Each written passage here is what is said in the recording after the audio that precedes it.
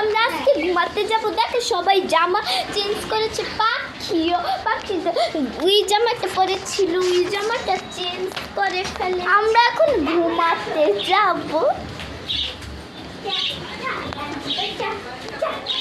আমরা তিনজনে একসাথে ঘুমাবো, ওই বাচ্চাটাও কি নিতে পারি। আমরা এই তিনজনে একসাথে ঘুমাবো।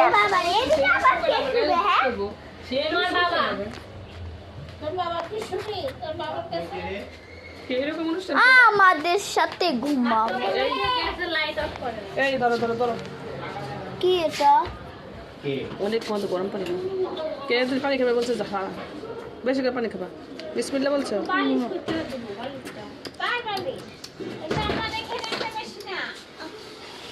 মোবাইল